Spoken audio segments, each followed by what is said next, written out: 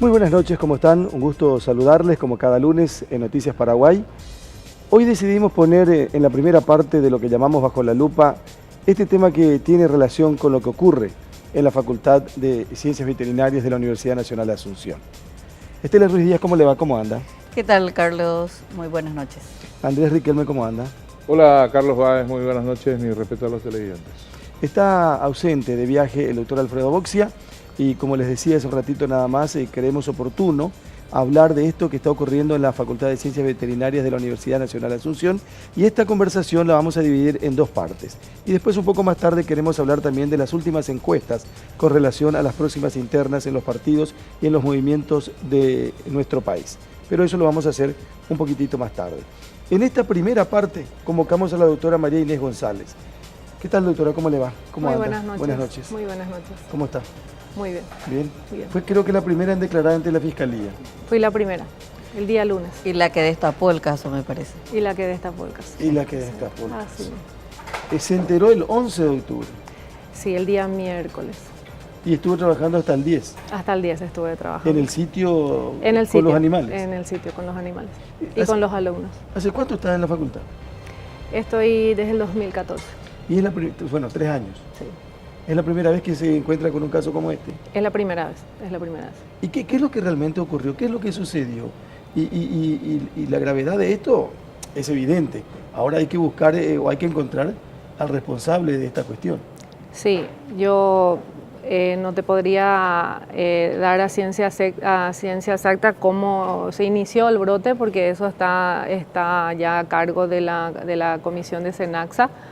Ellos son prácticamente es el ente que está autorizado para hacer esas investigaciones. Bueno, pero ¿y ustedes cómo conocen, cómo acceden a la información? En su caso particular. En mi caso particular, yo me entero por un colega que me dice que estamos con un brote de brucelosis en la división, ¿verdad?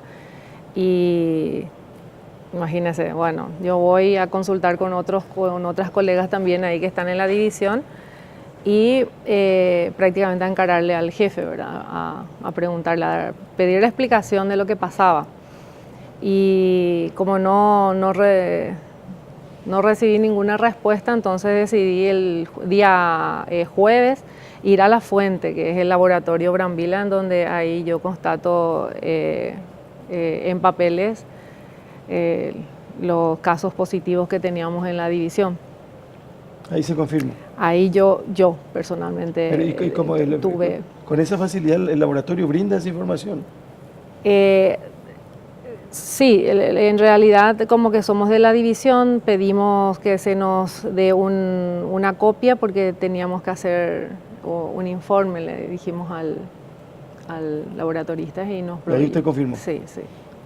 Doctora, sí, un poco para entender este Sí. tema de brucelosis, del momento que uno trabaja con animales, es probable, diríamos, que tenga un brote de alguna enfermedad infecciosa. Lo que yo quiero entender es un poco... ¿Cómo se da la prevención, por llamarlo de alguna manera? ¿Qué es lo que se tiene que hacer habitualmente para evitar un brote similar, diríamos? ¿En qué se falló en el protocolo de la universidad? Bueno, para la Facultad Veterinaria, para ser más explicar un precisos. poquito. Sí. SENACSA tiene un programa de erradicación de esta enfermedad, pero en el ganado bovino. Que utilizan vacunas con cepas totalmente diferentes a la del ganado caprino. Ajá. Bien sabemos que la brucelosis, el agente causal de la brucelosis en el ganado bovino es la Brucella abortus y en la cabra es la Brucella melitensis. Paraguay aún no cuenta con un plan de vacunación para esta especie. Recién tengo entendido que el año que viene esto se va a llevar a cabo el programa de erradicación también en esta especie. Incluso, doctora, según lo que pudimos saber, se inicia todo con una cabra que tiene un aborto, se le hace unos estudios, primero le hacen la prueba de brucelosis, sale negativo, después le hacen topoplasmosis y otras pruebas más que todas salen negativas, entonces dicen, bueno, vamos a volver a hacer otra vez la brucelosis y allí sale positivo. Eso el 26 de septiembre se tiene el positivo de la primera cabra. Entre el 26 de septiembre y el 5 de septiembre se volvió a hacer una segunda prueba, B digamos, 5 de octubre. 5 de octubre y vuelve a salir positivo. La primera sangría se hace a fines, no me consta la fecha exactamente, pero se realiza a fines de agosto, inicios de septiembre, es donde se tiene la confirmación del primer caso, en donde se hace, pero esa confirmación se hace vía telefónica. Esa es la que se comunica el doctor Bambrila. Sí, ese caso es lo que se comunica a la decana. Y ahí es cuando, recién después de ese primer caso, es en donde ellos autorizan la sangría del rebaño general, que se realizó el 28 de septiembre, se hace la extracción, se remite el 29, se diagnostica el 4 de octubre y se remite se emite ese diagnóstico el 6 de octubre. Y a partir de esa confirmación, diríamos, Sí. ¿cuál tenía que haber sido la actitud de veterinaria, de protocolo, diríamos? Se detecta la enfermedad de unos animales con las que trabajan docentes, estudiantes y más aún por las características infecciosas de esta enfermedad, diríamos. Bueno, lo primero que se tendría que haber hecho es apartar de ese animal, en primer caso, el primer caso se tuvo que haber apartado de ese animal ya del rebaño, ¿verdad? Y en la segunda confirmación, ya que son las 14 cabras positivas más las dos dudosas, que también se considera ya positivas, ese lote tendría que haber sido apartado del rebaño, o sea, tendría que haber ido en otro potrero, ya puestos en cuarentena, suspender prácticamente su ordeña, cosa que no se hizo. Y en el caso y de los obviamente dejar estudiantes, de vender la leche, ¿verdad? ¿Y hacer análisis a las personas que estuvieron en contacto o no? Claro, suspender todo tipo de actividades académicas también era uno de los protocolos. Indigna un poquitito, me pongo en el lugar de ustedes, ¿verdad? De los que están en la facultad, de que se manejaba la información, que se tenían los datos, incluso los resultados ya, y no había comunicación a ustedes. No, en absoluto, en absoluto.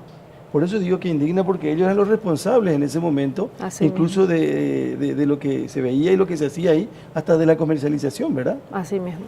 Ahora, doctora, dos momentos delicados en todo este tema. La gente que hoy está, tengo entendido que son 3 y una cuarta sospechosa, que están confirmadas con el positivo en la enfermedad, 3 alumnas, tienen la enfermedad adquirida desde agosto, en el mes de agosto. Eso significa que antes que se haga ese primer estudio, incluso el animal ya estaba contagiado desde hacía un tiempo importante, cuanto menos un mes. Sí, ¿Cada cuánto hacen ese tipo de exámenes a los animales? Bueno, el periodo de incubación va hasta 30 días, ¿verdad? En realidad se hace cada año una vez al año se hace la sangría. O sea, pudo haber estado infectado ya hacía meses. Y es lo que ahora se va a determinar qué es lo que realmente sucedió y para eso están ya encargados los de la Comisión de Vigilancia de SENACSA. Y el segundo momento delicado fue cuando las autoridades de la facultad ya saben que existe. Igual los alumnos iban, me contaron incluso que en grupos de 60 iban a manipular a los animales. Es decir, realmente una irresponsabilidad muy grande. Bueno, cada martes hay guardia de alumnos, en un total de entre 14 a 16 alumnos, un mínimo de 10 aproximadamente, ¿verdad? Las guardias consisten en prácticas de muestreo, extracción de sangre y y la parte teórica de lo que es aplicación de medicamentos, diferentes puntos de aplicación de medicamentos. Pero ¿cuántos alumnos habrán tenido contacto con esos animales en el tiempo que ya estaba confirmado y que todavía no se dio a conocer la información? Y todo este tiempo estuvieron alumnos entrando y saliendo de diferentes cursos y no tendría un número X, pero sí serían más de 200. Más de 200 personas Sí. expuestas al peligro. Expuestas, sí. ¿Usted no podría reiterar, ya que ya hablamos en radio, cuáles son la infección que puede provocar, las secuelas que puede provocar en el ser humano? En el ser humano, no, o sea, no manejo muy bien esos datos. Por lo que leo es fiebre intermitente, dolores musculares, podría causar una hipertrofia cardíaca, por decir así, hepatitis. No manejo muy bien ese tema. Sí. Usted nos dijo en radio que su hijo o su hija consumía la leche Sí, de cabra. yo le llegué a llevar a mi hija la leche de esa primera cabra que dio positiva. Pero como Sí. profesional sabe que tiene que hervir mucho tiempo. Sí, media obviamente, sí, hora. claro, ¿Y lo hizo? claro, sí. Igual aún así uno se queda... Sí. Claro. Yo más bien mi indignación fue y mi enojo fue el acto de, o sea, el hecho de que me haya enterado de esa forma y que no se haya tomado medidas de seguridad para conmigo, con los colegas que están y los personales más los estudiantes. ¿Qué dicen en la facultad? ¿Qué dijo la decana? ¿Qué dijeron las otras personas de la administración de la facultad veterinaria? Porque lo que no logro entender todavía es por qué taparon, diríamos, este tema. O sea, ¿cuál es la razón por la que nos dan a conocer? No, hasta hoy no dieron un porqué. En realidad no sabemos. Perdón, yo no sé, a lo mejor el fiscal nos puede confirmar un poco más tarde. El fiscal Ortiz, que tiene también la deferencia de venir a visitarnos esta noche. Yo tengo entendido que hoy declaró Sí, hoy fue imputada la decana, esta tarde. Pero hoy Sí. declaró. Sí. Y ella dijo que no tenía, que en ningún momento escondió absolutamente nada. Según yo leí. Después el fiscal nos va a decir si estamos en lo cierto o no. Pero, o sea, peor todavía. Bueno, sí. pero las fechas pues las desmienten Claro, automáticamente. por eso O sea, digo, no ¿cómo va a hay decir más nada que debatir o sea, ahí. tiene que haber entonces alguna otra explicación. Claro. Porque no puede decir, no escondí. Bueno, ¿y qué es lo que se hizo entonces? Porque ustedes no tuvieron una información directamente de la facultad, Sí, desde el decanato, ¿verdad? Sí, la señora decana declara de que se entera el día 6 de octubre, pero sin embargo se siguió comercializando la leche, cosa que eso fue el motivo de mi enojo. Se siguió comercializando la leche. Siguieron entrando al lugar alumnos y docentes y Seguimos personal. trabajando hasta el día 10 específicamente, yo con mi grupo de guardia hasta el día 10 y los del cuarto año hasta ese miércoles 11. Hay unas imágenes donde usted, creo que en los días, no sé si fue el miércoles o el jueves, en una reunión en donde usted denuncia el hecho. Ese fue el día martes. ¿Fue el martes? Sí, el día martes. Mire, ¿y tuvimos... qué le dijeron ahí? Y Esa es la imagen de la... Ahí está, esa es la imagen, ¿verdad? sí, esa. ¿Y qué le respondieron ahí a usted? Absolutamente nada. No pudieron decir absolutamente nada. Ese fue el momento en que yo le encaré con la verdad. Yo en ese día estuve yo estaba destrozada, casi me dejaron como una desquiciada porque entré en el momento justo cuando ellos estaban haciendo su informe oficial, porque todos ellos manejan informes oficiales, ¿verdad? Y yo desmentí todos sus informes oficiales. ¿Y quiénes eran los que estaban ahí, que daban los informes oficiales?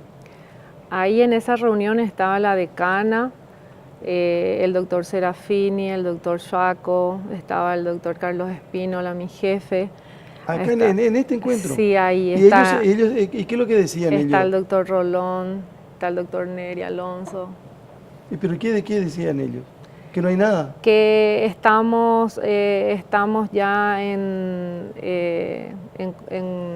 haciendo trabajo conjunto con los de Senaxa, que ya se tomaron medidas de contingencia, como por ejemplo la primera medida fue el sacrificio de esos animales, que es cierto, o sea, el lunes se había hecho eso. Y que se formó una comisión de vigilancia, cosas así. Cuando empezaron los alumnos a preguntarle sobre el caso, ellos empezaban a divagar con sus comentarios. ¿Y cómo está ahora la facultad, los estudiantes? ¿Cuál es el ánimo, cuál es el clima hoy en la facultad? Los estudiantes están muy indignados por esta situación. Ellos piden mucha explicación. ¿Por qué? El por qué ocultaron esa información, por qué todo este tiempo le tuvieron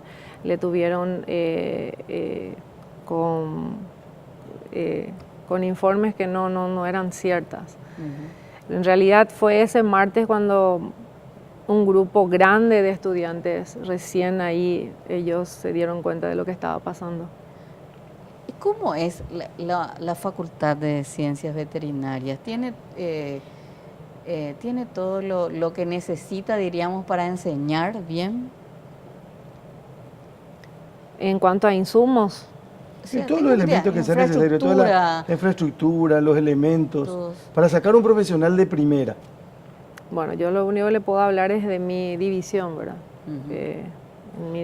En mi división nosotros tenemos, si bien tenemos el apoyo de la parte en cuanto a lo que es medicamentos, algunos insumos, pero sí estamos con bastante carencia ahí. Esa fue la eterna facultad de Froilán Peralta. La veterinaria. Creo que estuvo 20 años ahí. No recuerdo, no es de mí. Sí. Ahora, doctora, los animales están en una misma granja mezclados, es decir, donde están las cabras también hay cerdo, vaca, ¿no? No, oveja. Mi división, la división de ganado caprino, está aislada de la división del ganado porcino. O sea, no tan aislada, pero los animales, o sea, nosotros tenemos un predio de 2 hectáreas y porcino tendría, creo, también unas cuantas. A lo que voy es, me contaron que la brucelosis es fácilmente contagiosa. Sí. Incluso un pelo de un animal que entra en la mucosa o incluso por el aire, el estornudo de un animal te puede contagiar eso. Los demás animales también han sido, ¿cómo es que le dicen ustedes? ¿Sangrados? No,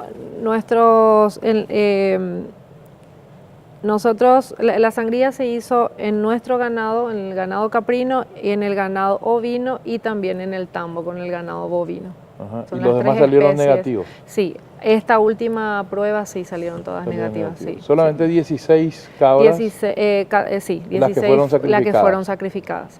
¿Cuál es su situación hoy en la facultad? ¿Alguien le llamó, le convocó, tuvo una reunión con usted después de lo que pasó? No, hasta el momento nadie llamó, ningún colega llamó ni a solidarizarse, ni a ofrecer estudios laboratorial. Nadie, fue hoy mi reclamo a unos cuantos colegas, miembros del consejo, ¿verdad? Que hasta el momento nadie se apersonó a preguntar. ¿La dejaron sola? Prácticamente sí, sola. ¿Pero tampoco la amenazaron o sí?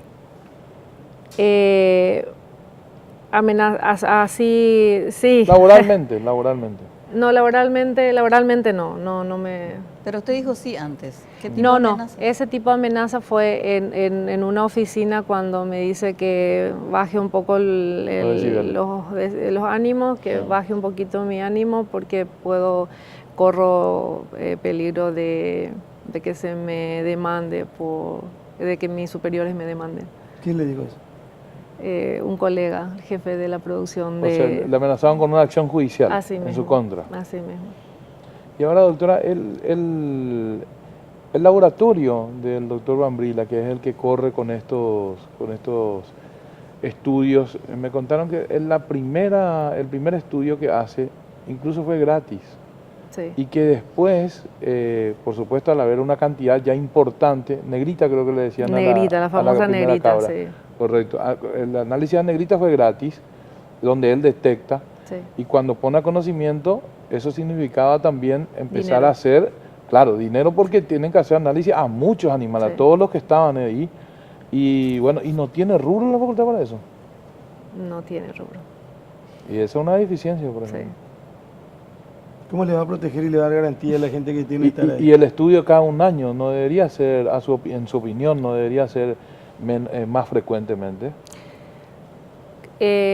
Para que se considere un hato libre de brucelosis, pero creo que no manejo muy bien esa parte, creo que Senaxa no da esa certificación como hato libre para cabras aún.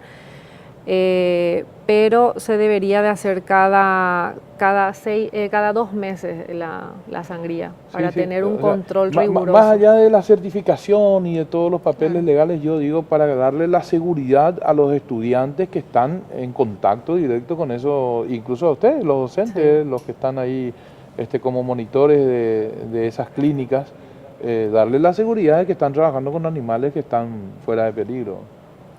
Digo yo, 2 meses. 2 meses, 3 meses. Cada 2 meses por 3 veces consecutivos. Si en las 3 veces consecutivas sale negativo, ya se podría considerar cada 6 meses y después cada año. Y acá lo hace cada año con suerte. Sí, porque es más bien en forma pedagógica lo que se hace. Es un convenio, creo que con la facultad y el Senaxa, no tengo muy bien. ¿No teme que la destituyan de la facultad? Y eso fue en un principio fue mi temor. Imagínate que te llame tu mamá, te llame tu tío y te diga, no hagas nada, cállate porque vos estás sola, tenés tus criaturas. O sea, para mí fue una presión demasiado grande, porque era entre elegir mi sustento, tu seguridad. claro, mi estabilidad laboral y poner en juego prácticamente mi carrera, y poner en juego la vida de toda una ciudadanía, ¿verdad? Ahora, ustedes tienen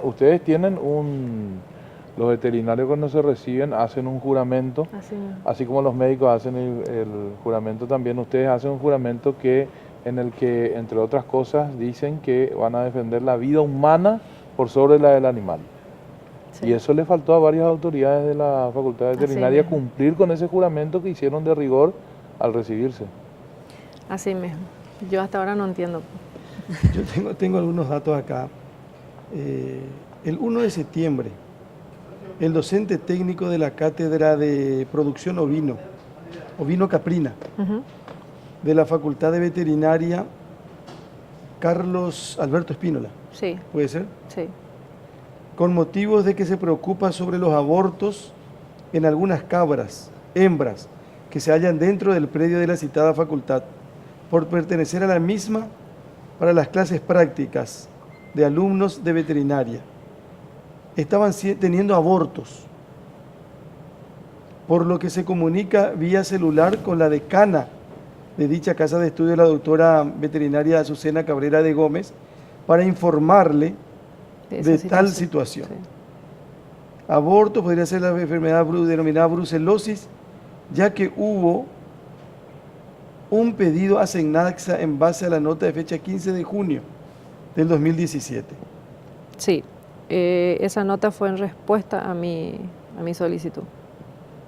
Y dice, no había respuesta aún de dicha solicitud, o sea, le tira el fardo a Senaxa. A Senaxa, y Senaxa dice, hacete cargo vos de lo que tenías que haber hecho, no me cargues a mí. Le manifestó su deseo de realizar dicha prueba en un laboratorio privado, específicamente el laboratorio Brambila, propiedad de Julio Rubén Brambila, a lo que la decana le refirió que esperaría la respuesta de Senaxa. En julio ya le escribió a Senaxa, no le respondió y estaban en septiembre con aborto y ella dice vamos a seguir esperando. Tal situación le fue informada, dice, antes, de Senaxa, respuesta de Senaxa, por el motivo el docente Carlos Alberto Espínola decidió realizar la prueba de brucelosis a una de las cabras hembras, dando como resultado positivo a brucelosis. Sí. Y tal situación le fue informada por el doctor Brambila vía telefónica, motivo por el cual el veterinario Carlos Alberto Espínola se apersonó ante el decanato para informar de dicho resultado a la decana, a lo que la misma le deriva junto al doctor Nelson Rubén Serafini, Sí. de la cátedra, jefe de la Cátedra de Clínica de los Rumiantes, en donde el citado toma la decisión de que se haga análisis a todas las cabras. Y esto fue el día 25 de septiembre. Sí. Y el 28 se hizo la sangría, o sea, esa fue ya la segunda sangría. Bueno, pero ¿y por qué? La primera se hace en septiembre. Sí. Y eso es lo que yo no... El primero, el 1, digo. Sí. Y después en 5 Sí. recién. Bueno, porque esta fotografía tiene que ver con la Facultad de Veterinaria. Salimos nosotros y se queda la fotografía. ¿Esta es una alumna o no? ¿Usted la conoce? No, esta no es cabra de la facultad. ¿No? No es. Y un contacto así de este tipo puede ser peligroso. Si la cabra está infectada y lame sí, La carita. porque es común esa práctica de los alumnos de besarle al animal, sí, es muy común. ¿Y por qué usted dice que no es de la facultad? Porque es la raza, no es de la facultad. Nosotros manejamos 3 razas, tenemos la Toggenburg, la Sanen y la Alpina. Esa no es. Bueno, continúo con esto, dice el día 25, el doctor Espínola pregunta cuál sería el paso a seguir, respondiéndole que primero deben tener el resultado para luego quitar un comunicado oficial y que no se preocupara por ello y que mientras tanto mantengan a discreción entre ellos, es decir, los que ya se habían enterado del brote de brucelosis en una de las cabras hembras, una vez realizado la extracción de sangre de la totalidad de las cabras machos y hembras. O sea que había una disposición de mantener en discreción. Sí. Doctora, ¿estos animales estuvieron en la expo en julio? Sí, este año Sí. sí llevamos 3 cabras hembras. ¿Y entre ellas negrita o no? No. Llevamos... Pero las 3 después dieron positivo. No sabría decirte, no. La verdad que voy a ver la lista de los que fueron a la expo y las que dieron positivo. ¿Y en la expo cómo estaban? ¿Estaban aisladas las 3 o estaban en contacto con otros animales? En la expo cada propietario tiene su propio jaula. stand. Sí, tiene su jaula. Están todas... Doctora, aisladas. perdón, quería No, decir. no. Perdón, doctora, para ir cerrando esta parte, nomás Sí. quiero ver si la doctora puede confirmar. El 28 de septiembre, el docente Carlos Espínola, llevado hasta el laboratorio Sí. Brambila, en fecha 29, se emite el resultado. ¿Al día siguiente ya? No, eso estaba explicando... No, perdón, el resultado, el análisis el día Eso 6 de estaba octubre. explicando al principio. Claro, el yo explico al 28 se hace la principio. sangría, Sí. el 29 se lleva al laboratorio, Sí. el 4 se diagnostica y el 6 Sí. se emite. Perfecto, dice, informándole que de 14 cabras hembras dieron positivo de 16. a brucelosis. No, de 23, de 29 cabras hembras, 14. 14 dieron positivas y 2 sospechosas.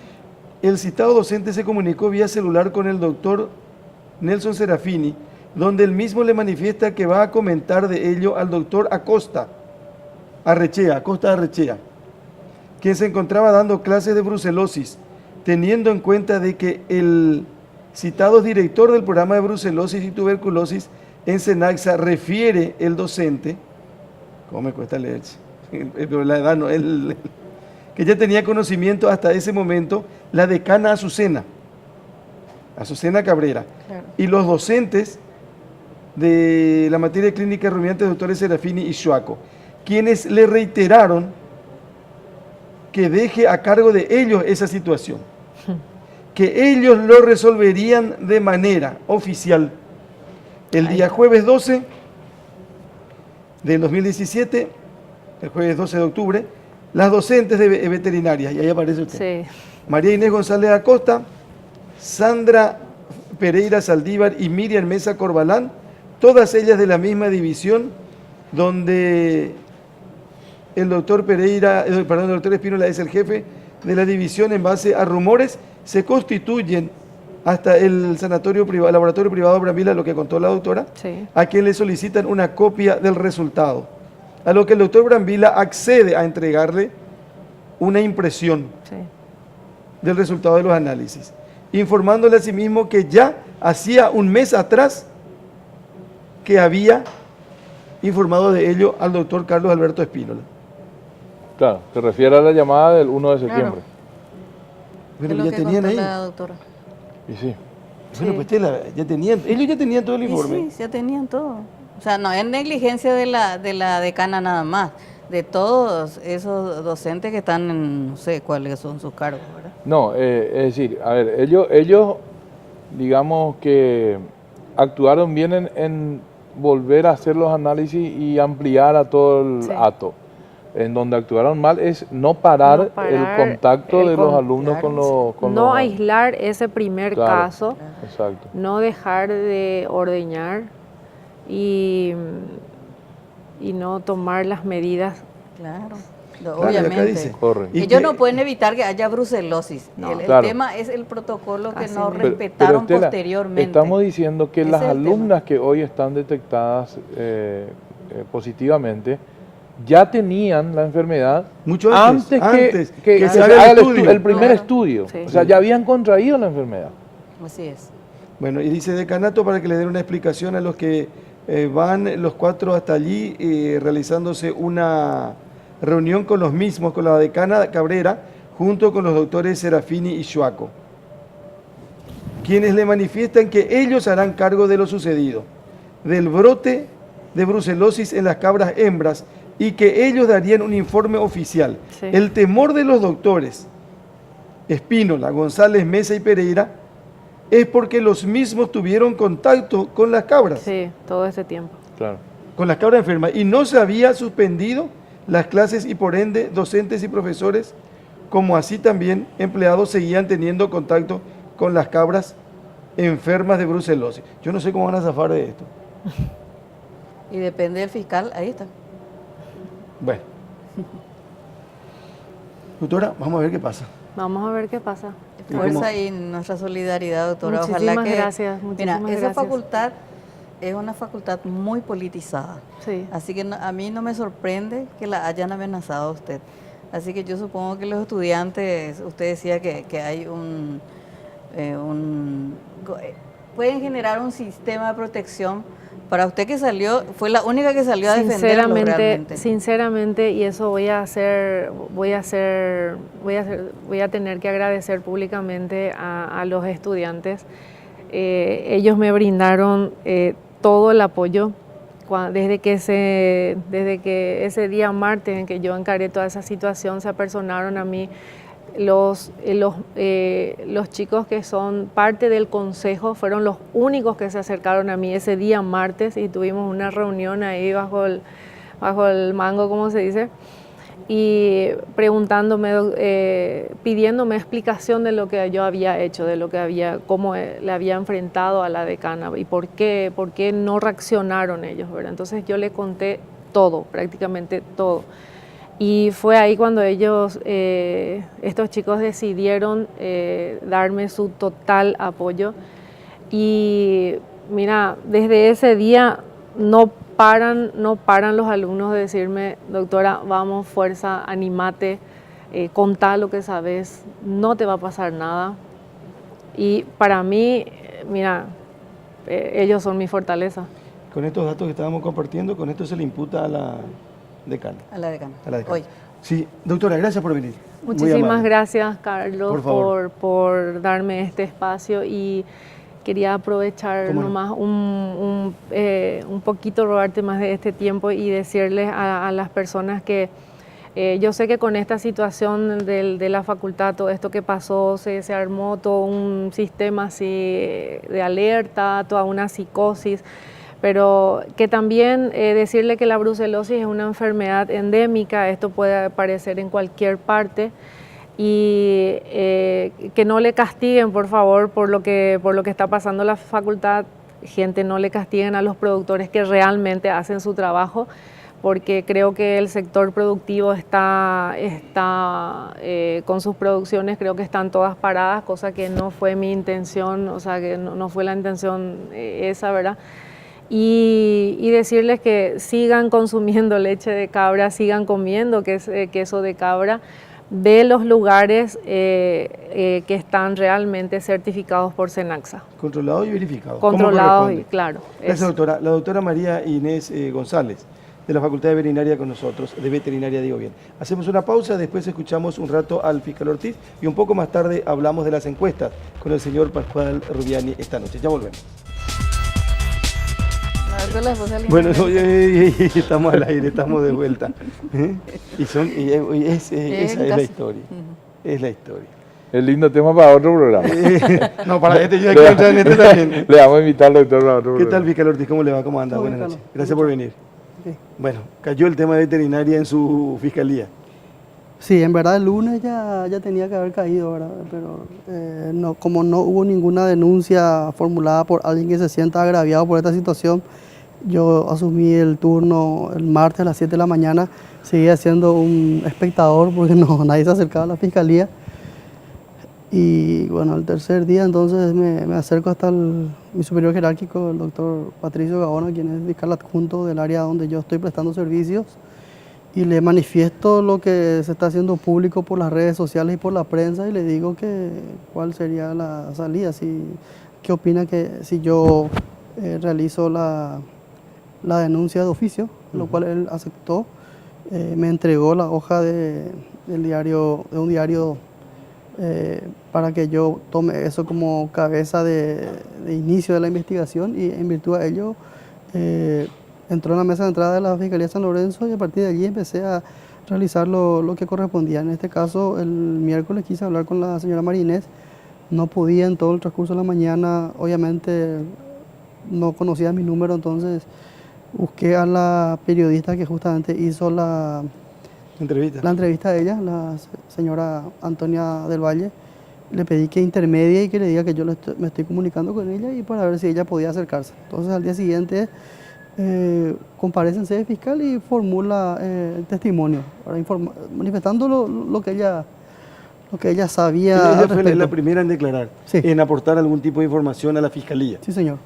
Y después, en base a eso, ¿qué hace usted, fiscal? Bueno, en base a ello, como no había documentos, ¿verdad? Y lo que ella tenía eran fotografías que alzó por las redes sociales, y eso a grosso modo nos sirve como un elemento probatorio, ¿verdad?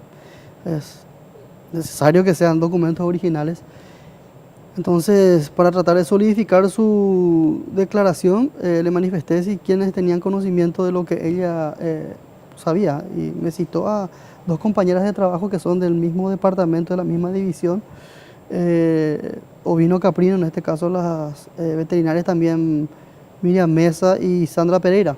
Y así también le citó a su jefe, que es el doctor Carlos Alberto Espínola, alias Beto para ellos, ¿verdad? Porque hay mucha familiaridad de trato entre ellos, pero obviamente hubo enojo de parte de las 3 mujeres, 3 veterinarias, con respecto a este señor, porque él, cuando tuvo conocimiento, omitió, porque según él, recibió cuando él le comentó a la decana, ella le derivó a otros 2 profesionales que son especialistas en el ramo de clínica de rumiantes, el doctor Suaco y el doctor Serafini. Nos le dijeron que se mantenga el sigilo hasta confirmar con otros análisis de estas cabras, ¿verdad? Y declaró la doctora González. Sí. ¿Verdad? ¿Y después quién más?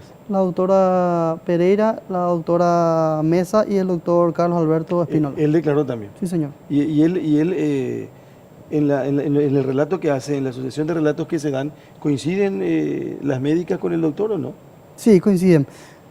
Con la salvedad que el doctor Espínola se retrotrae más su conocimiento, porque fue él el primero en saber, ¿verdad? Él fue el primero en hacer un estudio de unas cabras, los cuales la preocupación de él era de que estaban abortando, ¿verdad?, de manera natural, y eso es uno de los signos Sí, de la brucelosis. Exactamente, dice que ese ya era una señal de que era A raíz de brucelosis. eso se hacen los estudios. Sí, señor. Él le manifiesta a la decana. Esa es su versión, ¿verdad? Pero él Porque dice, no pero está él documentado. dice, yo sé, le cuento a la decana y la decana me dice, espera.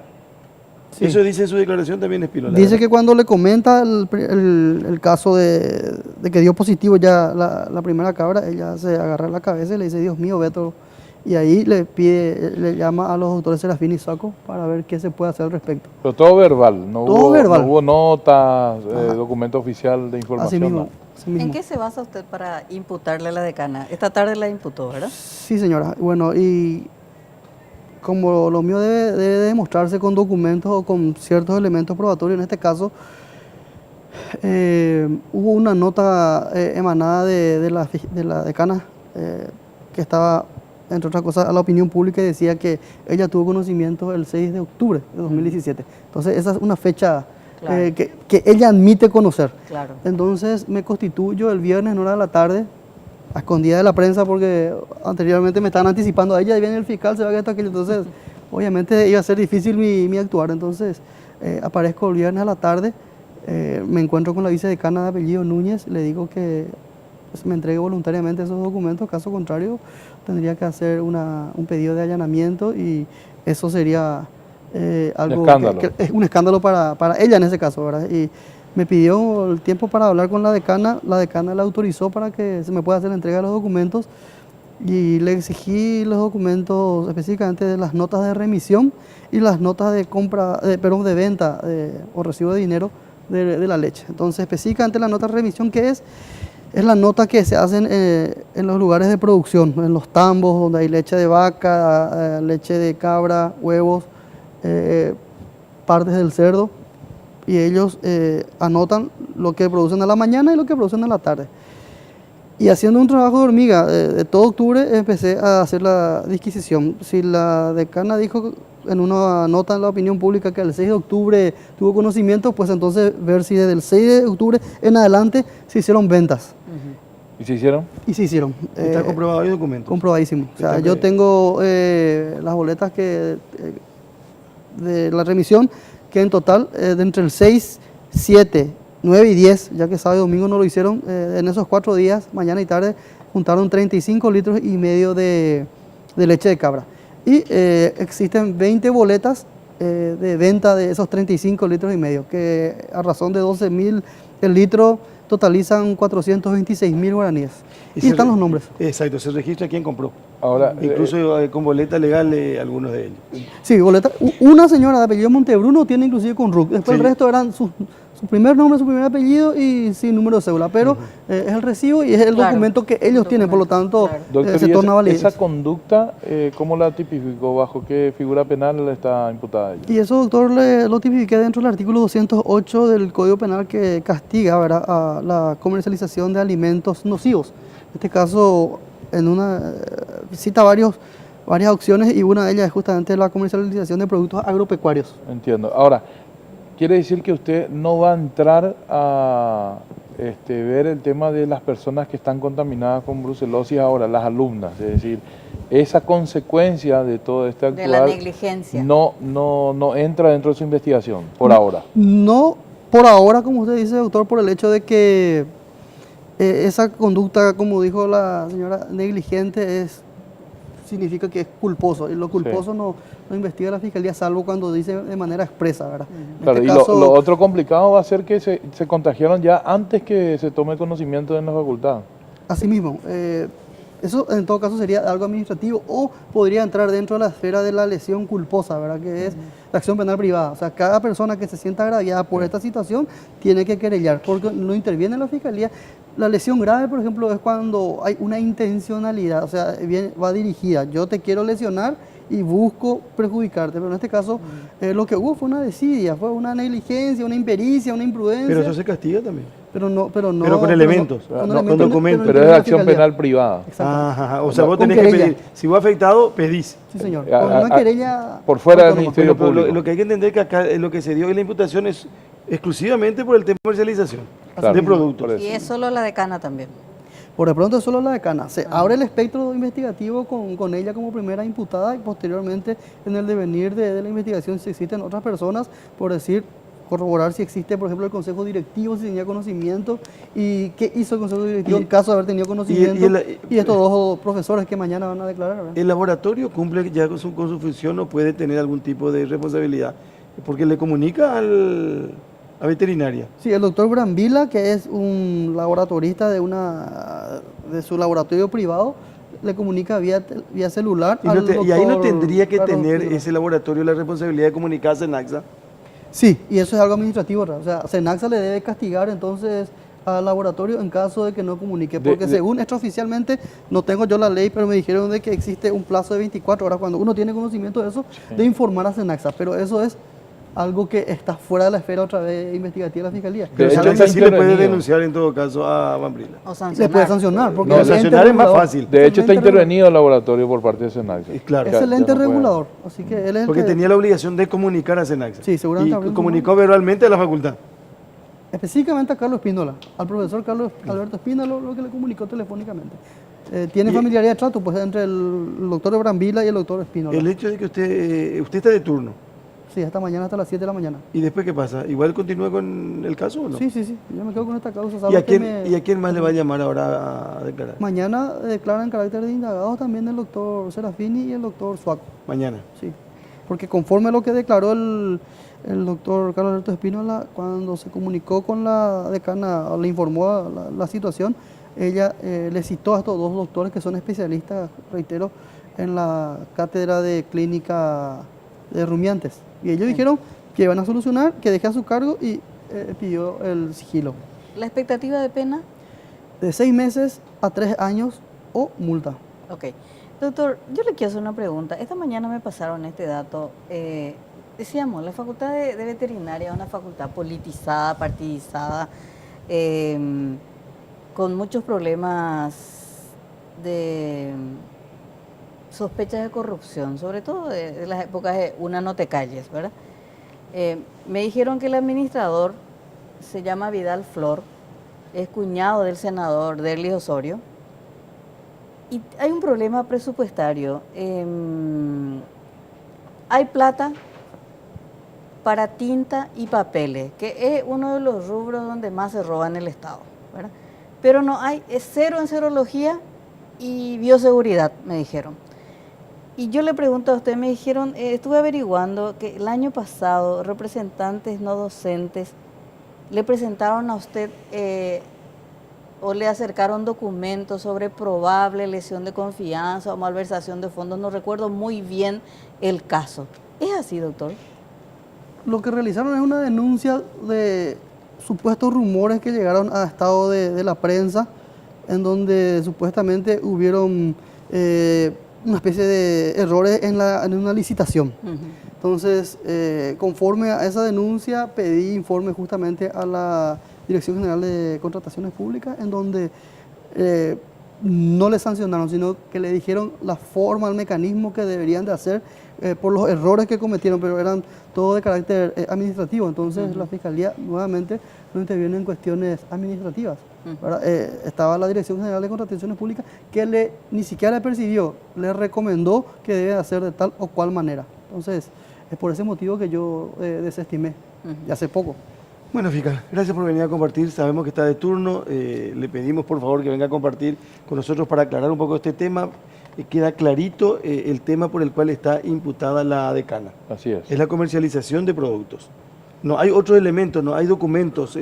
Por ahora, como Por dice la ahora, N. como decía. Decía. Como decía. Gracias, fiscal. Muy amable.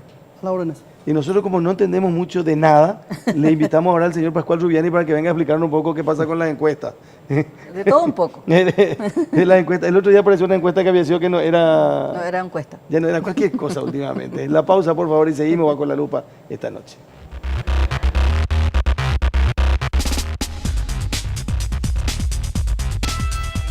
No. Bueno, seguimos Bajo la Lupa. Casi las 10 de la noche. Noche de lunes, agradable temperatura, ¿no? Sí, muy agradable. Bueno, a partir de mañana dice que Es tiempo el invierno inestable. que queríamos. El invierno que queríamos en primavera. Pascual Rubiani, ¿cómo le va? Gracias por venir, buenas noches. Buenas noches, Carlos, un gusto estar aquí. Estábamos hablando esta mañana con Estela y con Andrés ¿Qué es lo que es este tema de la campaña política, de las encuestas, de los procesos electorales? Vamos a buscar a Pascual Rubiani. Yo le dije, que Pascual Rubiani, él va a explicar estas encuestas. No, él se hace responsable de cómo se trabaja, no de la explicación de las encuestas que se hacen. Porque hay encuestas para todos los gustos, Pascual, en los últimos tiempos. Sí, realmente nosotros lo que hacemos es trabajar con las encuestas como insumo. Entonces, es diferente mi percepción o mi aproximación al tema de las encuestas.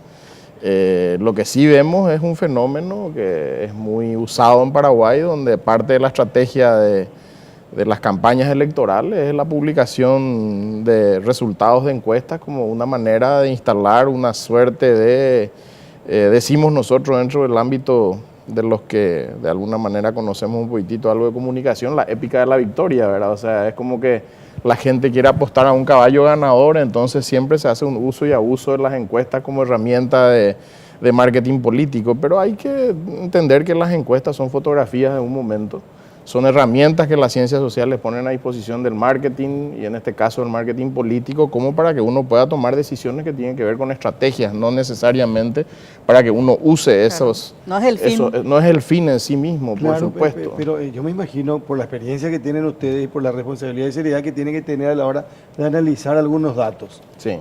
Ya me imagino que aparecen algunos, ya dicen cuando... porque yo creo que hay empresas que trabajan muy responsablemente, muy seriamente. Y otras dan la impresión de que hacen de acuerdo a la necesidad de un determinado candidato. Yo me voy y digo, pido una encuesta. Y yo en esa encuesta no quiero perder. Yo pago, no quiero perder. Pero eso es una mentira extraordinaria. Yo creo que siempre puede ser que se use una parte de la fotografía a la hora de qué me conviene más que se publique, ¿verdad? Pero en particular, cuando nosotros estamos en procesos que tienen que ver con comunicación social, y no solamente en procesos que tienen que ver con comunicación electoral, para nosotros siempre las encuestas, dentro de los típicos márgenes de error y de sus índices de confianza, son herramientas muy válidas para la comunicación, ¿verdad? Porque nosotros tenemos que entender que quienes estamos al frente de la comunicación en procesos determinados, y sobre todo en procesos que tienen que ver con transformación social, que tienen que ver con cambio social, nosotros tenemos que manejarnos con herramientas que nos permitan conocer qué es lo que piensa el público que es destinatario, que es meta de la acción comunicacional que uno está haciendo. Desde ese punto de vista, ¿verdad? Uno tiene que tener algo más que la simple intuición o algo más que la simple creencia o convicción de algo. Nosotros no nos podemos manejar por convicciones. O sea, nosotros tenemos que manejarnos por información, y esa información nos revela cuáles son las necesidades que tiene la gente, pero también cuáles son los deseos de la gente. En un nivel de necesidades muchas veces hablamos de cuestiones que tienen que ver con atributos, que son funcionales, pero en un nivel de deseos tenemos que entender que hablamos normalmente de cuestiones que tienen que ver con valores. Y esas son las cosas que uno muchas veces puede determinar dentro de una investigación de tipo cuantitativa, ¿verdad? O sea, entonces, para eso sirven las encuestas. ¿Es cierta aquella frase que dice, la verdadera encuesta es la que no se publica? Particularmente yo me puedo hacer responsable de lo que yo hago en procesos comunicacionales. La única encuesta en la que creo es la que yo mando a hacer. O la que yo pido que se haga con un fin determinado, ¿verdad? Entonces yo no me puedo manejar por encuestas de prestado, ¿verdad? Porque realmente las encuestas también hay que saber leerlas. O sea, mucho más importante. Cuando es una foto, yo tengo que mirar cosas que tienen que ver con la curva, cosas que tienen que ver con el grado de seguridad del voto, cosas que tienen que ver de repente con cuestiones como para dónde podría migrar si es que no está seguro en el voto.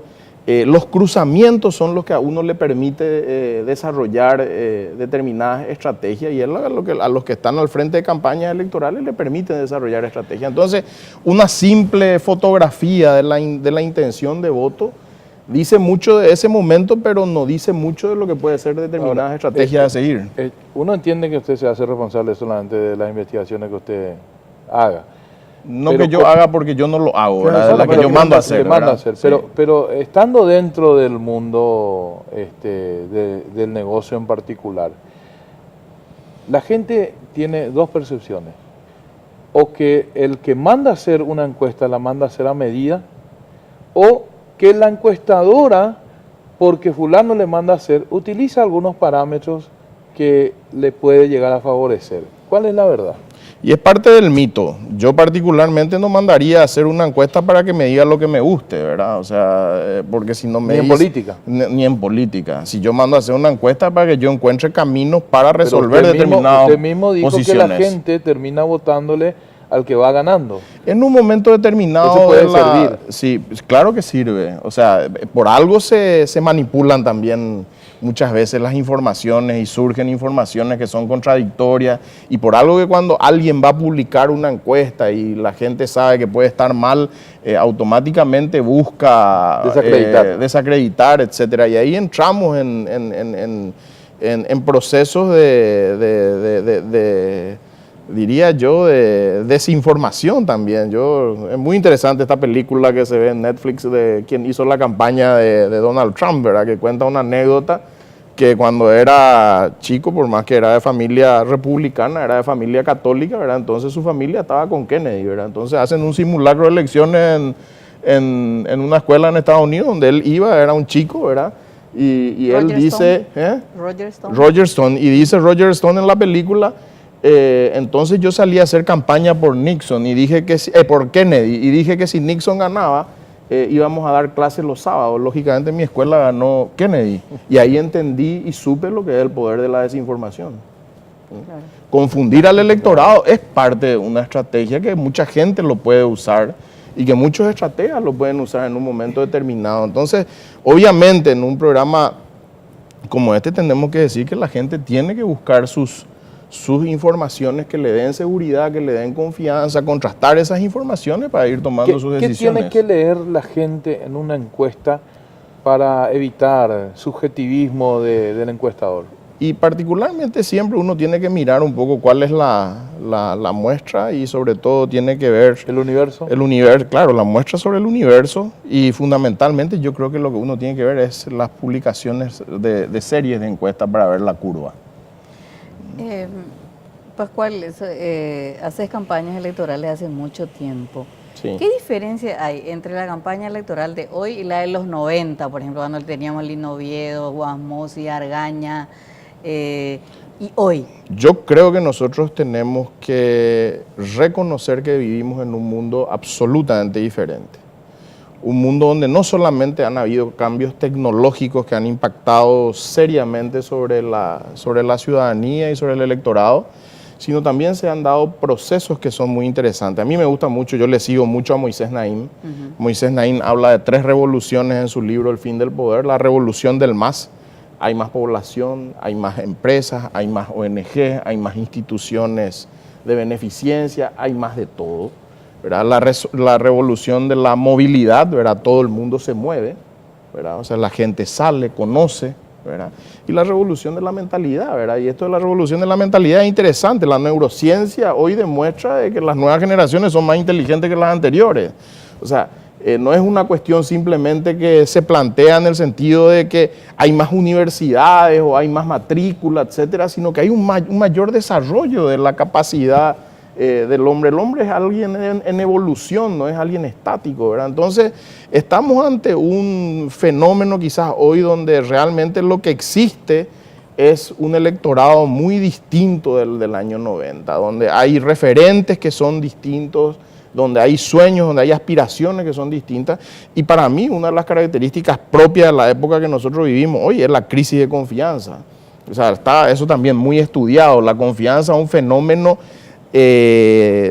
nuclear, digamos, o sea, de gente muy cercana, probablemente en un núcleo familiar es donde hay confianza natural, el resto es confianza construida, ¿verdad? Y esa confianza construida en lo que hoy nosotros vivimos, tienen un rol fundamental los medios de comunicación y obviamente tienen un rol fundamental aquellas personas que se vuelven referentes o influencers en las redes sociales.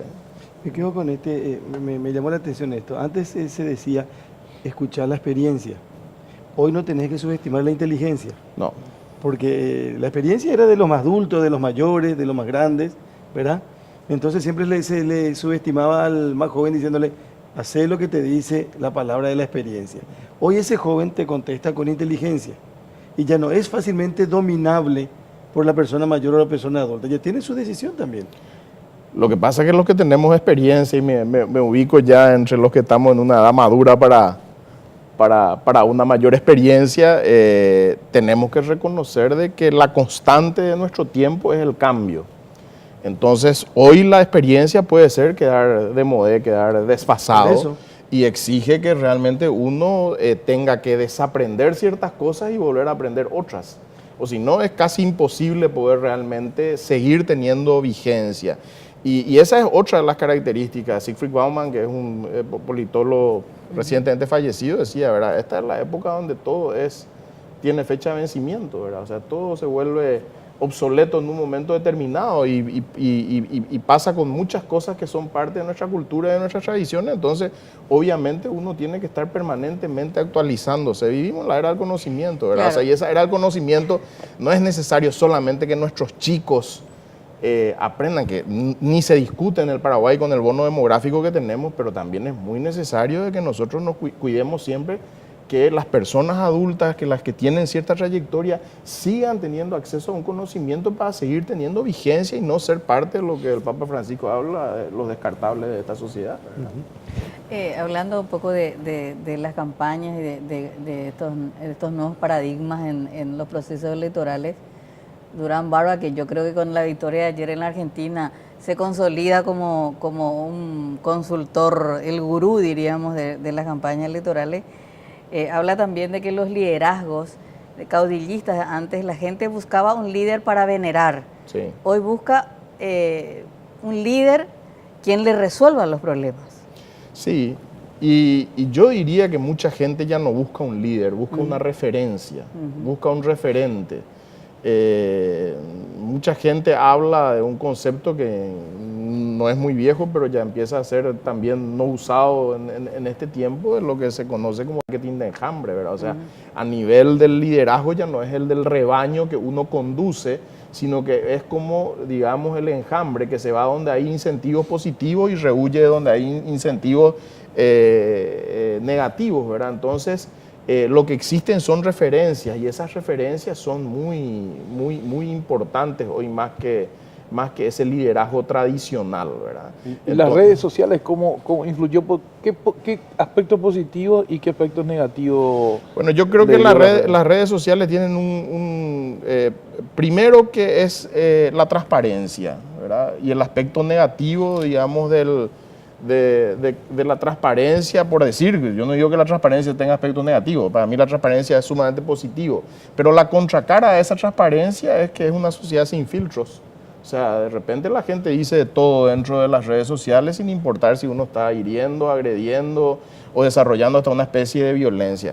Las redes sociales lo que hace es que todo sea mucho más colaborativo, ¿verdad? O sea, las redes sociales, ¿verdad? Obviamente hace que no hayan fronteras, ¿verdad? O sea, pero por otro lado, es un mundo mucho más superfluo. O sea, la gente hoy dice las cosas en 170 caracteres, entonces ya no importa si sabe redactar un paper y tenemos un escrito, un ensayo, y entonces tenemos serios problemas a la hora de encontrar gente que escriba bien o de gente que quiera profundizar leyendo algo, ¿verdad? O sea, entonces yo creo que hay cosas positivas y negativas como siempre, ¿verdad? Pero es un mundo fascinante y esta evolución constante, yo lo miro siempre con un vaso medio lleno más que un vaso medio vacío.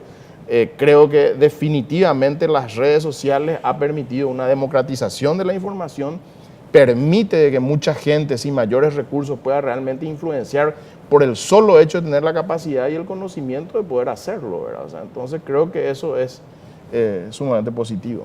¿Y qué influencia tienen hoy las redes sociales en una campaña electoral, por ejemplo? Bueno, nosotros hemos medido, no para campañas electorales, pero sí para cuestiones de medios. Una encuesta que hemos hecho en el mes de mayo, y el 51% de la población en Paraguay, una encuesta de más de 1.076 casos, con un margen de error relativamente bajo, el 51% de la población se informa y se entera de las cosas por la televisión. No digo porque me convenga y porque estoy acá, ¿verdad? Lo digo porque es lo que realmente nosotros consumimos para nuestros clientes. Ahora, lo sorprendente es que en un 17% en segundo lugar le sigue Facebook. La gente se Y entera de las cosas primero por la tele, primero segundo por el tele, Facebook. segundo por el Facebook, después tenemos 11% radio y hay una suma entre diario papel y diario digital entre un 4 y un 6% que podemos hablar de cerca de un... la suma no es correcta, ¿verdad? Pero podemos decir que el impacto puede ser del tema del 10%. Pero lo más interesante quizás, y ese quizás creo que es el debate, es que ustedes los periodistas siguen construyendo la gran cantidad de contenido que se maneja por Facebook. Claro, porque hay que Y aclarar. ahí hay una simetría que en A mí algún me momento parece hay que resolver, claro, ¿verdad? la gente se entera a través de Facebook. ¿Qué significa eso? Sí. No es que entra al sitio web www.ultimahora.com, sino que le llega la información de Última Hora a través de Facebook. Es porque tu amigo alzó la información y ese compartió otra vez, y etcétera, etcétera. Pero siempre la fuente, por llamarla de alguna manera, la fuente primigenia, en general son los grandes medios, diríamos. Sí, y yo aclaro de que esa es una información de encuesta física, no estamos hablando de una encuesta hecha en redes sociales, ni mucho menos, Claro. porque de repente puede haber gente que sea muy especialista en los temas digitales y me quiera fusilar por lo que estoy diciendo, pero esa es la realidad. Ahora, pero un hecho también que es para mí, es muy cierto lo que estás diciendo, o sea, las redacciones y las plantas de redacciones de los medios, donde hay un montón de periodistas trabajando, hoy sufren que mucho de lo que están produciendo de contenido en realidad se difunde gratuitamente en las redes sociales. Pero Y es un desafío para el negocio, ¿verdad? ¿Hacia dónde vamos? ¿Cuál es la tendencia? Si hoy el 4% de la gente se entera a través de los diarios, sin embargo, los diarios siguen teniendo una fuerza muy importante en sus portadas, políticamente impactan mucho más que la televisión incluso. Sí, y... ¿Cómo se explica eso? Y bueno, pues, empieza a haber una manera de reinventar también el negocio. Es el auge del periodismo de investigación, por ejemplo, ¿verdad? O sea, el periodismo de investigación, ustedes nunca van a ver de que es anticipado en las redes sociales o que esté publicado en las secciones digitales de los medios, ¿verdad? Aparte de la edición impresa, ¿verdad? Pero también hay un fenómeno, o sea, nosotros hemos accedido a un estudio de medios porque no todo es negativo, a un estudio de medios de consumo mundial de una de las redes a la que nosotros como agencia estamos afiliados, ¿verdad? Y señalan, por ejemplo, que el gran auge de las suscripciones. Entonces, los diarios de papel hoy día aumentan también sus ingresos por la suscripción digital y empieza a ser tan importante los ingresos por la suscripción digital como la de la pauta publicitaria. Y eso le da una mayor frescura y una mayor independencia al medio periodístico, donde empiezan a verse mucho más libres en ciertos temas que antes muchas veces debemos de reconocer que la presión comercial imponía ciertas restricciones casi sin buscarlo y sin quererlo, ¿verdad? Pero acá hay una cuestión, tenemos que hacer una pausa porque quiero decir esto en relación a la televisión y a los diarios. ¿Quién te muestra el diario, aparte de la página de ultimahora.com, por ejemplo? La televisión te muestra. Claro, las tapas de los diarios Bueno, son muy importantes. Yo estoy casi convencido que la gente, el primer diario que ve en el día es el que le aparece en la televisión. Yo no sé si se hace en todos los países los lo que programas hacemos acá. mañaneros. Claro. Yo no sé si se hace en todos los países lo que se hace en Paraguay. Pero acá vos canal que pongas a las 6 de la mañana te está mostrando un diario. No, de hecho creo que la agenda mediática está marcada Por los diarios. Pero ¿por qué? No por el 4% ese que te dice, sino porque se instala en las radios, Sí. en los canales de televisión, y 1, 2 y 3 veces. Vos para las 8 de la mañana viste 3 veces el diario en el mismo canal.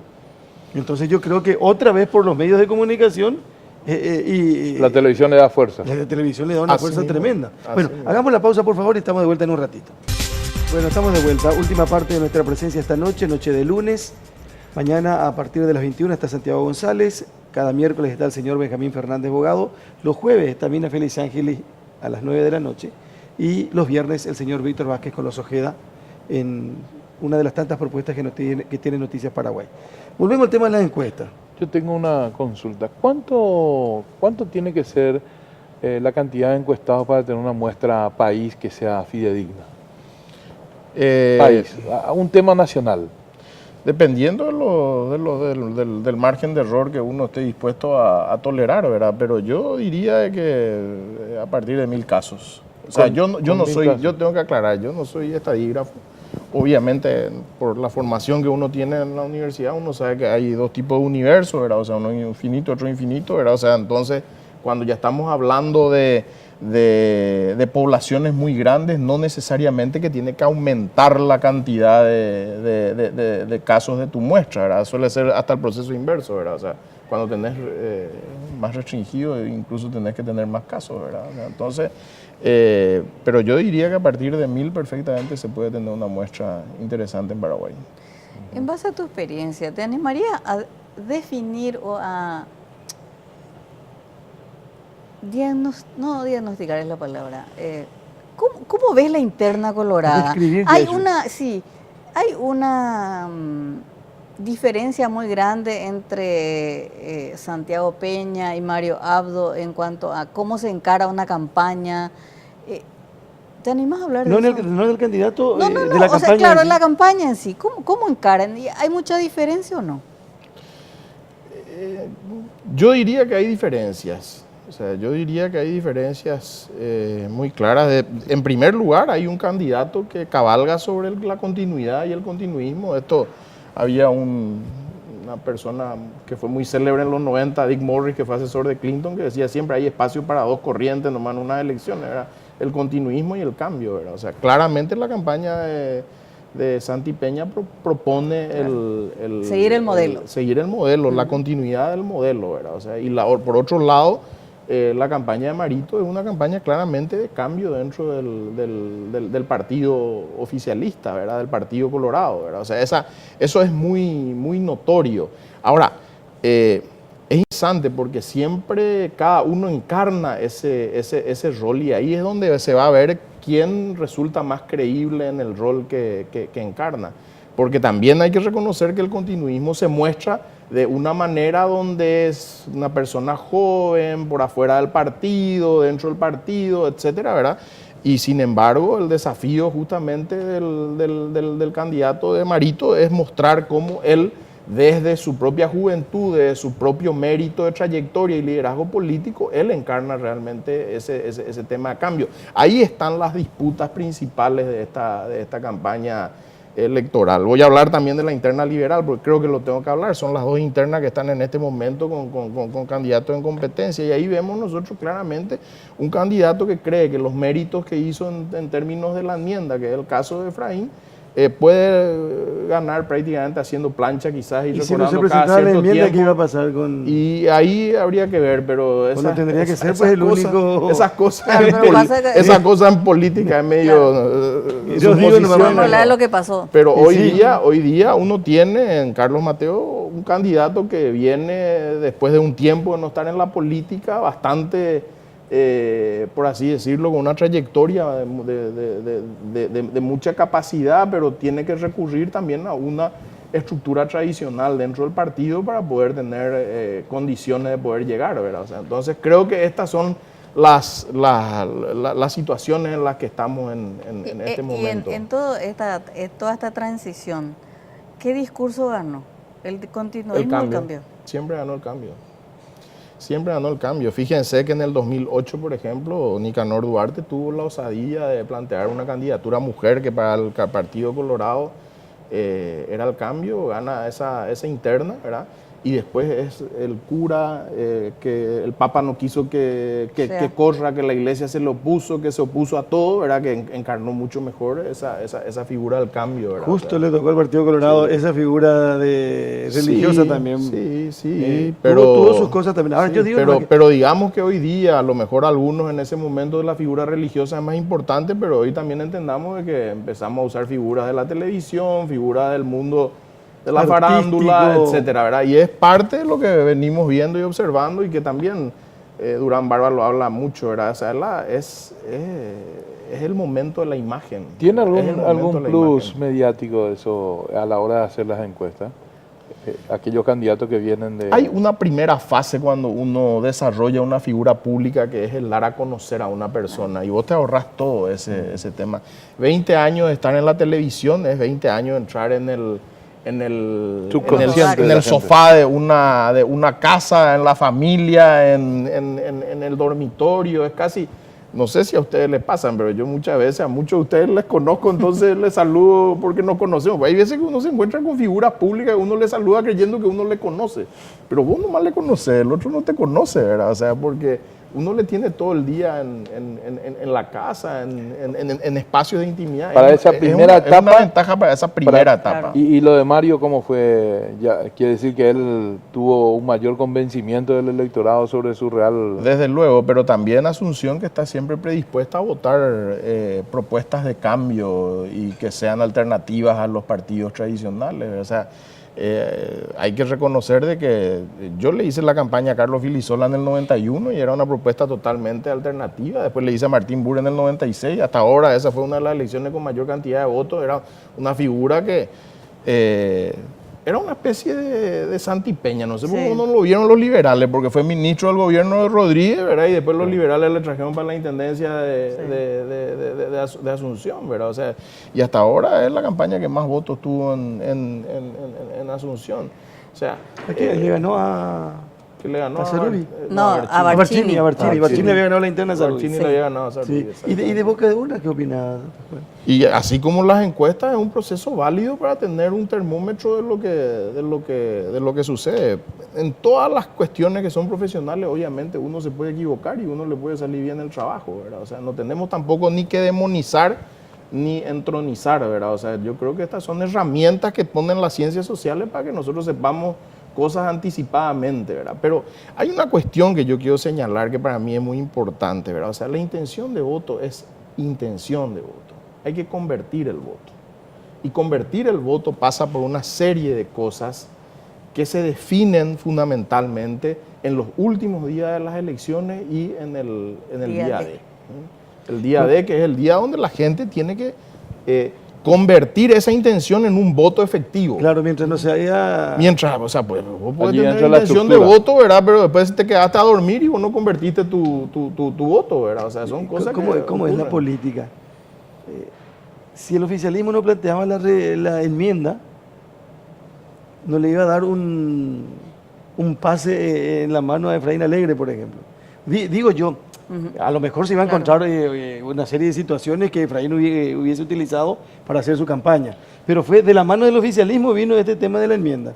Sí. Ellos fueron los que más insistieron en la enmienda. Y eso le posibilitó a Efraín Alegre convertirse en el gran luchador en contra de esa enmienda, que no era otra cosa que una afrenta a la Constitución, por ejemplo. Una defensa a la Constitución era votar en contra de la enmienda. ¿Es suficiente? No, yo no sé si es suficiente o no, pero fue un elemento que le cedió el mismo oficialismo, que le puso en la cancha. El ADN del votante colorado, ¿cómo es? ¿O cambió o hay un gran porcentaje que sigue siendo el votante tradicional? Yo creo de que hay un porcentaje importante que sigue siendo el votante tradicional. Y yo, que estuve siempre en la vereda de enfrente, les puedo decir que hay una mística extraordinaria y que no es una cuestión simplemente de aparato o de dinero, ¿verdad? O sea, hay fibras que tienen que son muy, muy difíciles. Es cierto, cambia y muchas cosas pueden cambiar, ¿verdad? Pero yo recuerdo muy bien que en el año 93, cuando le hice la campaña a Caballero Vargas, ¿verdad? O sea, hubieron gente que salió convencida de ir a votar y con esa intención de votar a Caballero Vargas. Después escuchaban por el camino la música de Emil Yambay y la Polka Colorado y en ese momento se dieron vuelta, porque cuando eso todavía la publicidad iba hasta el último momento. O sea, las leyes electorales se fueron también perfeccionando con el correr del tiempo. Pues te ponían en el colectivo la música y la gente realmente cambió sobre el pucho porque había una fibra que le decía, no, yo no puedo... traicionar. No puedo. Entonces, yo veo, y en general en los partidos tradicionales, ¿verdad? O sea, yo recuerdo que esto dije en una perspectiva adende que estuve hace como 4 años, dije que para mí, a diferencia de la gente que cree que el que corre por afuera va a llegar porque es la novedad, es lo fresco, etcétera, ¿verdad? O sea, yo pensaba mucho también en la misma dirección que le he leído a Moisés Naín, que lo que funciona hoy día son tendencias fuertes al interior de un partido y ahí una conducta muy íntegra en una misma dirección, porque eso es lo que realmente se puede combinar con el tema de la estructura, y la estructura es necesaria a la hora de las elecciones, si no, no se convierten las intenciones en votos. Tenemos que ser realistas, aquel candidato que no tenga, aquel grupo político que no tenga absolutamente todos los candidatos que compiten a lo largo y ancho del país no puede completar una estructura que le permita cuidar su voto Le va a hacer y daño. hacer de que se dé la conversión. Entonces, tenemos que entender, No y solo para la mí desde ese conversión, punto, sino que quién cuida tu voto. y a eso también le llamo yo la conversión. Claro, ¿verdad? O sea, la buscarte, conversión llevarte, es buscarte, cuidar. llevarte, Cuidar. que vos votes En y el después acta. cuidar el acta. Sí. Ahí te ¿verdad? cocinan Y otra crudo. vez que cuando llegue todo allá, en orden las planillas, etcétera, ¿verdad? O sea, todo un proceso del cual yo no puedo hablar mucho porque yo tengo una aproximación a estos temas comunicacionales, no una aproximación política, ¿verdad? Pascual, un gusto. Gracias por Igualmente para mí. distinguirnos esta noche. No, al contrario, ustedes a mí. Muy amable. Pascual Lubiani, esta noche bajo la lupa, hablando de esto que cada vez nos tiene más cerca. Las elecciones que por primera vez en la historia de nuestro país se van a hacer en simultáneo. Las primarias presidenciales. El mismo día, Sí. El mismo día. el 17 de diciembre. Sí. Y las elecciones son el 21 o 22 de abril el año que 21 viene. de abril. 21 de abril. Bueno, gracias, Tela. Hasta el Andrés, lunes. muchas Hasta gracias. mañana, Hasta Carlos. mañana, hasta mañana en Hasta el Monumental. lunes en Hasta el Noticias lunes Paraguay. Noticias Paraguay, si no.